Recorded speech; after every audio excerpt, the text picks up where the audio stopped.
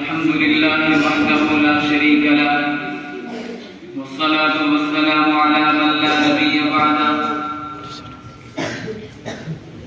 فقد قال تبارك وتعالى في القرآن المجيد محمد رسول الله اللهم صل على سيدنا محمد وعلى آل سيدنا محمد وأصحاب سيدنا محمد وبارك وسلم عليه. ہر ابتدا سے پہلے ہر انتہا کے بعد، ہر ابتدا سے پہلے ہر انتہا کے بعد ذات نبی بلند ہے، ذات خدا کے بعد دنیا میں جس قدر احترام کے قابل ہیں لوگ، دنیا میں جس قدر احترام کے قابل ہیں لوگ، میں سبھی کو مانتا ہوں مگر مصطفیٰ کے بعد. معزز علماء کرام، ختم نبوت کے نام پر جمع ہونے والے میرے برادر اور میرے تمام دوستوں اور بزرگوں، میری گفتگو کا انداز دیوبندیت کی بنیاد پہ ہوگا. میں دنیا میں کسی شخص کا اور مسلک کا جو اسلام کا نام لیتا ہے اس کی تردید پر بات نہیں کرتا، لیکن میرا تعلق چونکہ دارالعلوم دیوبند اکابر علماء دیوبند کے ساتھ ہے، میں مناسب سمجھتا ہوں کہ دیوبندیت کی روشنی میں سفیر احناف، سفیر ختم نبوت کی خدمات کو پیش کروں. میں نے اس کے لیے ایک آیت پیش کی ہے، محمد الرسول اللہ.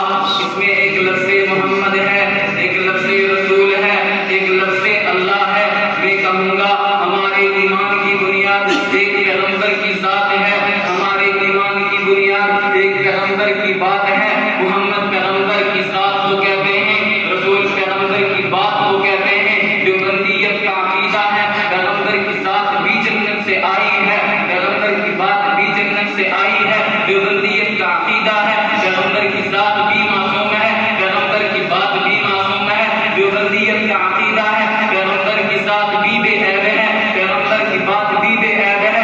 دیوبندیت کا عقیدہ ہے پیغمبر کی ذات کو ماننا بھی ایمان ہے، پیغمبر کی بات کو ماننا بھی ایمان ہے. دیوبندیت کا نظریہ ہے محمد کو دیکھ تو کوئی نقطہ نہیں، رسول کو دیکھ تو کوئی نقطہ نہیں، اس محمد اور رسول کو بنانے والے اللہ کو دیکھ تو کوئی نقطہ نہیں. پیغمبر کی ذات کو بھی خدا نے بلا عیب بنایا ہے، پیغمبر کی بات کو بھی خدا نے بلا عیب بنایا ہے. دیوبندیت کا عقیدہ ہے پیغمبر کی ذات بھی محفوظ ہے، پیغمبر کی بات بھی محفوظ ہے. قیامت کے دن تک پیغمبر کی ذات میں بھی تغیر نہیں آنا، پیغمبر کی بات میں بھی تغیر نہیں آنا.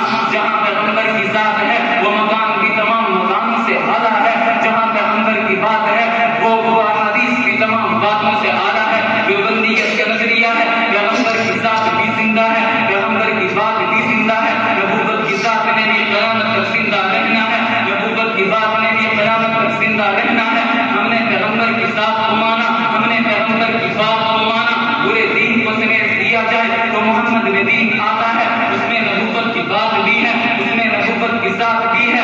دنیا میں جتنے حملے ہوئے کوئی حملہ پیغمبر کی ذات پر ہے، کوئی حملہ پیغمبر کی بات پر ہے. میں قادیانیت کے حوالے سے گفتگو کرتے ہوئے یہ کہنا چاہتا ہوں کہ مرزا قادیانی نے ختم نبوت کا انکار کر کے، نبوت کا دعویٰ کر کے ذات نبوت پر بھی حملہ کیا ہے، ذات نبوت پر بھی حملہ کیا ہے. دیوبندیت نے ذات نبوت اور ذات نبوت کا دفاع کرتے ہوئے مرزا قادیانی کی ذات کو بھی زیر بحث لائے ہیں، مرزا قادیانی کی بات کو بھی زیر بحث لائے ہیں. ایک سوال کا جواب دینا وکیلانہ طرز پر ضروری سمجھتا ہوں. جب ہمارے علماء حق نے مرزا قادیانی کی ذات پر بحث کی ہے، یہ بے ایمان شراب پیتا تھا، یہ بے ایمان زنا کرتا تھا، بے ایمان خلوت میں نامحرم عورتوں سے اپنی ٹانگیں دباتا تھا، دن میں 100 بار پیشاب کرتا تھا، بے ایمان انگریز کا ٹوٹ ایجنٹ تھا. بہت سارے لوگوں نے جن کے دین میں دین کا درد تو تھا مگر دین کا علم نہیں تھا، وہ کہنے لگے مولویت کو مرزے کی ذات پر اعتراض نہیں کرنا چاہیے، مرزے کی بات پر اعتراض کرو. ذاتیات پر تنقید کرنا انسانیت کو زیر نہیں